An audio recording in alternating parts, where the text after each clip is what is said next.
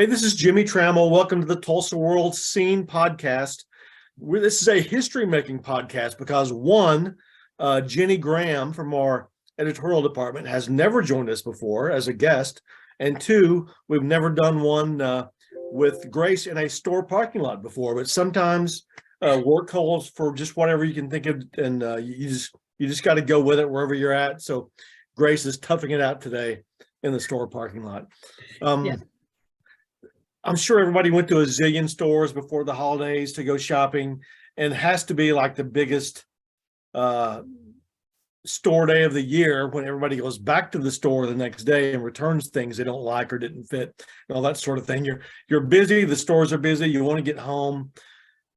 Where can you go to get some food that's fast and you're not feeling like you're eating really low quality stuff? You guys got any doesn't have to be fast food. It could be just any place I know I can get some food fast that's going to be good in Tulsa, Oklahoma. I think for me, one of my go-tos has been Lone Wolf downtown. It's not really fast food, but they are very fast there, and you can take it to go really easily. Their banh mi sandwiches and their rice bowls and stuff are just delicious, and you can tell everything is really high quality. So that's one of my go-tos. What about you, Ginny?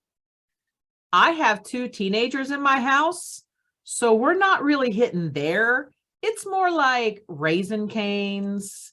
We do a lot of Quick Trip, and actually one of the best gifts you can get or give are all those Quick Trip fundraising cards. You buy for like $20 and you get all these free like Quick Trip things.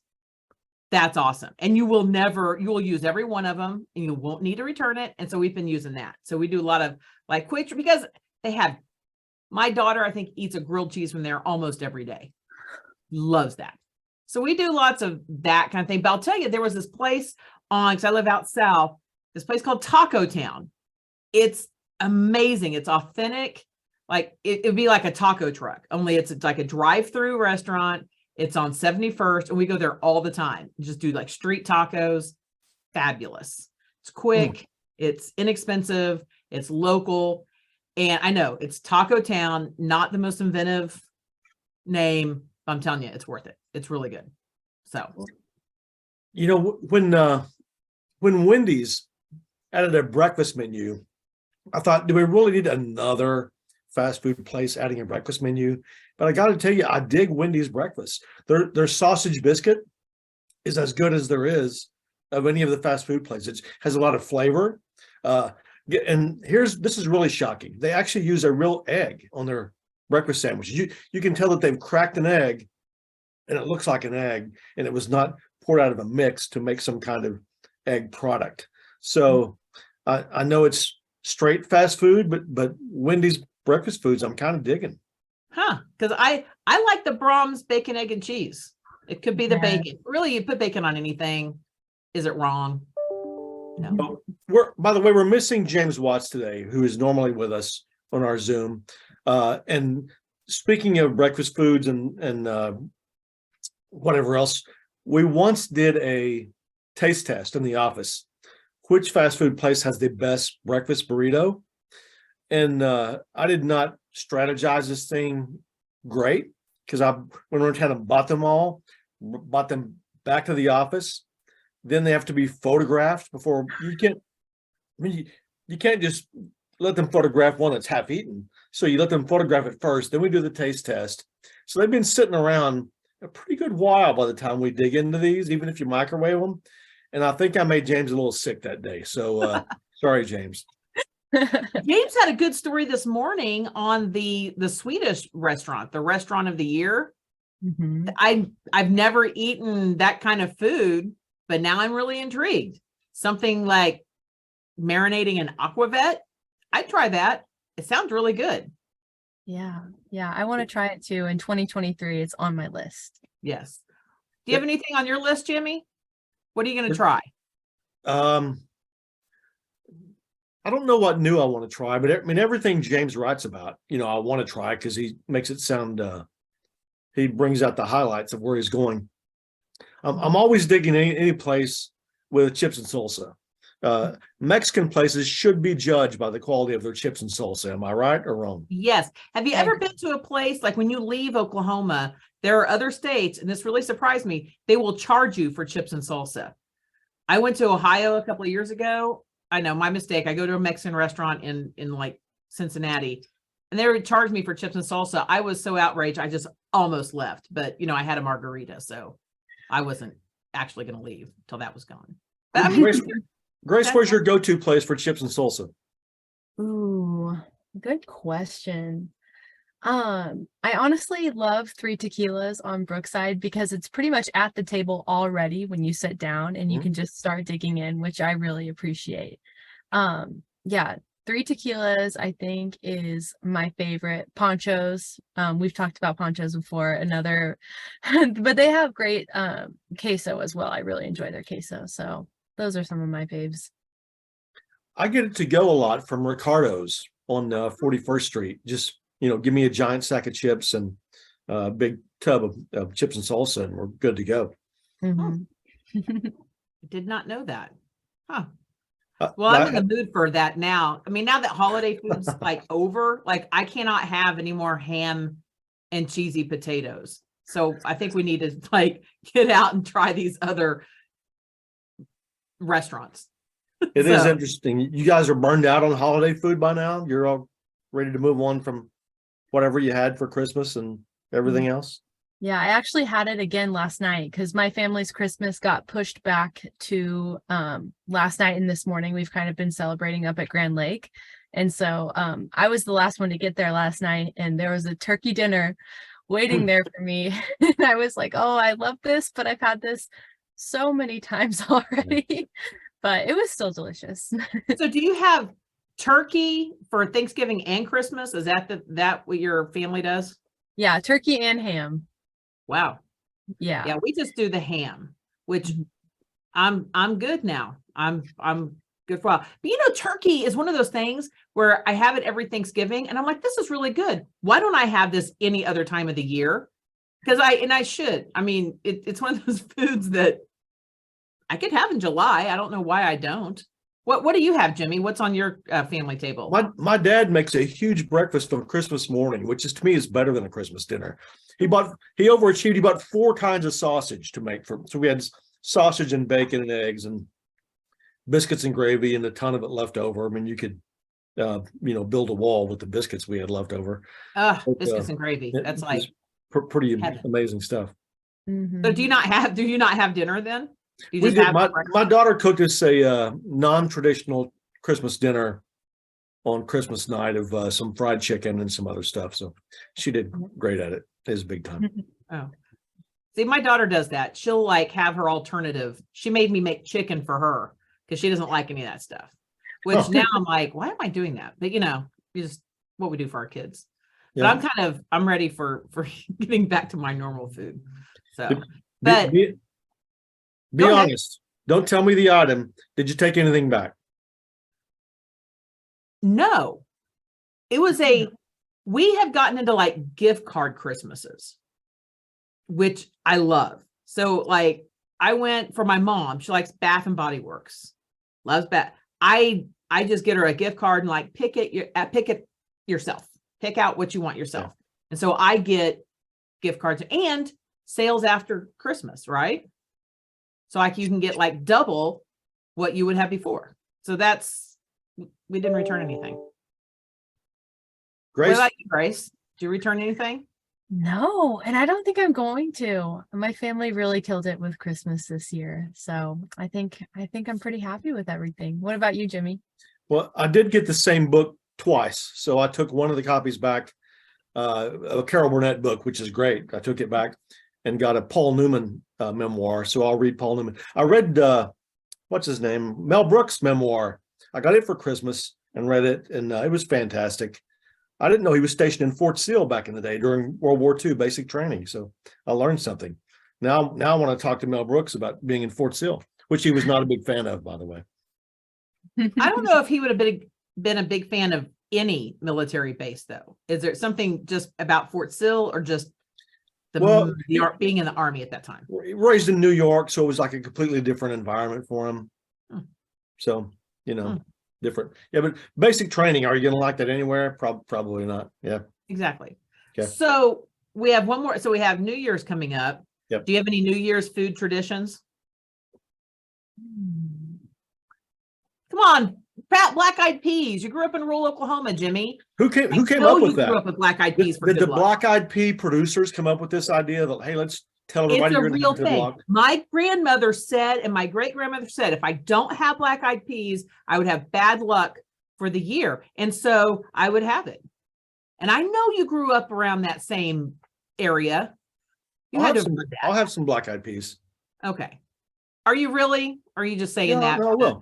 the masses here? I'm fine. Yeah, all good. Yeah. What about you, Grace? Do you have any like New Year's type traditions?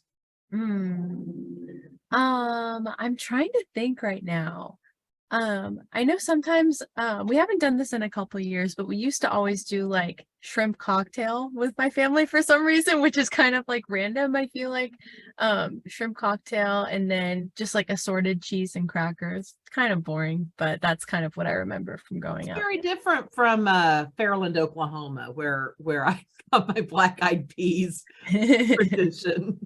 Yeah, you're not getting shrimp out of the local anywhere around there. Growing up. Hey, I had catfish once in Las Vegas, you know, so go figure. I mean, that was a bad Ooh, choice don't do too. that. Yeah. Yeah, Yeah. don't do that. I did the one time I went to Maine, I was visiting there, and through a whole weird thing, my husband and I ended up at this like firehouse, and they were all making this great seafood. You know, we're in Maine, but they were obsessed with catfish. Like when they found out I was from Oklahoma, all they wanted to talk about was catfish, how to make it, where to get it. And I thought, here you have lobster and crab, and all you want to talk about is a bottom feeder fish. It was just the weirdest thing. I think it just depends on like where you're from. If you don't have it, it's got to sound exotic, I guess. So they would be very disappointed with the Well, have to fry it. That's what I told them. I go, I don't know, you just fry it. speaking of disappointed, our bosses will be disappointed if we don't talk about what's in the newspaper coming up and on TulsaWorld.com online this weekend. Grace, what do you have for us this weekend? On the first, I have a big story about just all these different ways that you can enter 2023 on a relaxing note. Some tips for self-care, self-exploration, different things like that. And I spoke to Deb Worthington, who is a former Tulsa World employee who owns Transcendent Tulsa now, and learned all about the cool things that she's doing there. And our photographer Daniel came along and took some amazing photos. So that'll come out this Sunday. Wow, Ginnie? fun. I want to do her stories. My stories are not as did you do like the float thing? Is that part of it? No, she does do the float stuff too, but I did she had me do this light treatment where I laid on a table and this light shone on my face. I had my eyes closed and it produced all of these amazing like colors and patterns behind my eyes. It was wild, but it's supposedly supposed to help with like depression and anxiety and kind of bring you into a calm, relaxed state, stuff like that. So it was cool. I want just trade me jobs for like a week. I'll just do that. Because mine is I didn't talk about politics. See, you should come on my podcast and we'll talk about things like the child tax credit and public school vouchers. I'm all in. Let's go. That's my world. No one's given me like a light treatment. No. No. This weekend though, I did something kind of, it's the holidays is sort of like a break, but my mom, for the first time in 32 years, my mom is moving to my hometown, to where I'm living. So she's moving to Tulsa like within weeks, and just everything that goes along with your older parents moving closer to you and what that entails. And we'll be dealing with a lot more of that. So those of us with the new sandwich generation, Gen Xers and millennials. So getting into that a little bit. Okay. What about you, Jimmie? On Friday, I have a book that people should read that came out this year. Willie Nelson wrote a song called Me and Paul about his drummer, Paul English, who, oh, by the way, also was kind of a criminal and also his best friend. And it's a fantastic story about Willie and Paul's adventures over the years, which you can just imagine what your imagination may not live up to what the book is. It may be even more. But I'll write about that on Friday, and then on Sunday. Speaking of books, a author who used to live in Tulsa has written a book about devoted to all things Leave It to Beaver, and it's not in my wheelhouse. I wasn't really raised on that classic sitcom. I watched a lot of classic sitcoms. That wasn't one of them, but I really enjoyed finding out why this person was fascinated by Leave It to Beaver. Very cool. Well, I'm going to read your section. Sounds fun. I read your section every week. I'm Ginnie, going to crash this party. I might crash this party more. You guys have fun stuff. Well, Ginnie, when you write your book about your favorite classic sitcom, what would that be? Oh, there's so many. It's weird because when I was a kid, I grew up in Grove where they didn't have, I remember watching a lot of I Dream of Jeannie, Hogan's Heroes. There was like Gilligan's Island and that kind of era. Mm-hmm. So, that's what I remember, because that's just what I think about. We got WGN as like with like the rabbit ears or something. Sure. So we have that. I don't know. I watched a lot of TV. I watched a lot of TV growing up. I mean, that's just, so you could throw a lot of them out there. What about you? You're like, Grace? you like those, like Smokey and the Bandit kind of stuff, right? Well, my two favorite shows of all time are Kolchak the Night Stalker and the Rockford Files, which That's debuted on the same night, coincidentally, September 13th, 1973. So, and the shows still hold up. I love the characters. Grace, what's your classic sitcom that you may be eligible to write a book about someday? It's so basic, but I have to go with Friends. I've seen it so many times, and I feel like I know every episode by heart at this point. So I feel like I would have to write about that. Okay, let's flip I feel that. old. Like I watched that in real time. But you know what's weird about Friends? It's a great, like when I watch it now, because I lived through it, like when I see a party scene, I look at that and go, I think I was at that party. Because they really kind of like, yes, I remember being in an apartment like that with those. It's very weird. It's like a point in time. So Is How I Met Your Mother Friends just for the next generation, you think? Maybe. I haven't seen that one actually, but I don't know. Maybe so. There's kind of a Ross guy, and there's kind of, on and on and on. But okay. in our era, Jimmie, I think you'd have to put Fantasy Island and Love Boat in classic TV. I've binged the entire Love Boat series, so I've seen every episode. Fantasy Island gets a little slow, even though they followed each other back to back on, I think it's I remember that. But I remember with Fantasy Island, I thought that's great sci-fi. I mean, I was like 10. So, but I just remember that being like my introduction into that genre. So I was going to ask while we're on this, is there a show you love back in the day, and you try to watch it now and you think, I really can't do this. I can't watch this. That's a good question. I can't think of anything right off the bat.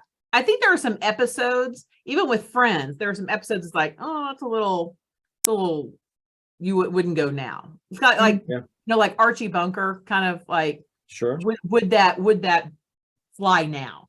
Yeah. And being offensive or something like that.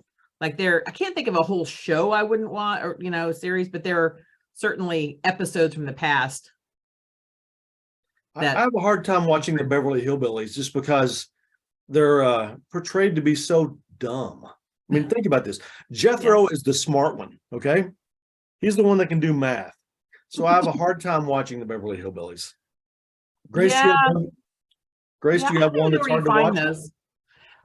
What about for you, Grace? Are there some that you watch and you're like, how'd this ever get on the air? I'm trying to think right now. Kind of for the same reason you were talking about with Friends, like some episodes of Sex and the City, when I watch them back now, I'm like, they should not have been saying things like that, or it's kind of offensive now. So it's a little cringy when I watch it back now. But I mean, that show is still great. There's definitely good stuff in it. But yeah, some of the episodes are a little much sometimes. Yeah. I'm scared to watch 90210 reruns because I don't think they're going to hold up very well. And I don't know. Yeah, I didn't watch those because I was in college then, so I didn't Yeah. really have time to watch that. Oh, you were living it then. You weren't just watching it. You were living it. Well, I was they were in high school and college. Of course, they were living lives that would have aged them. So yeah, I guess. Well, the oldest cast member was like 30 and she was in high school, so no big that's deal. true. Yeah. True. Well, I think we're all talked out for today, are we not? It was fun. Thank you Okay. for inviting me. Yeah. Thanks for coming. Come back sometime. Can you sing I the will. Carol?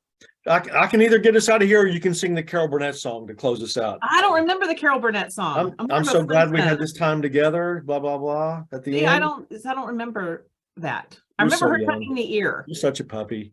I know. Well, no, I remember Tim Conway on that show. I loved Tim Conway on that show. I was a Yeah. little kid. I remember sneaking in to so it was past my bedtime, but I'd sneak out to watch the TV behind my parents. I'd always get busted because I'd start laughing at something Tim Conway would do. I'll close this out with this. In the Okay. Carol Burnett book that I mentioned, Tim Conway was at a party, okay? And he put a bag over his head and cut some eyeballs out. And then he got a Polaroid camera, took a picture of himself, cut out the head, put it on his driver's license with the bag over his face, and then intentionally drove around the neighborhood until he got stopped with the bag over his head. And then when the cop asked for his driver's license, he showed him the driver's license with his face and the bag over his head. I mean, that's Tim Conway, next level, genius, comedy. Yeah. I'm thinking that might not go over well now. Probably not. Yeah. Well, thanks everyone for listening. You can catch this wherever you get your favorite podcast or your least favorite podcast. I mean, who knows? So thanks for joining us and we'll see you next week. All right. Thank you. Bye.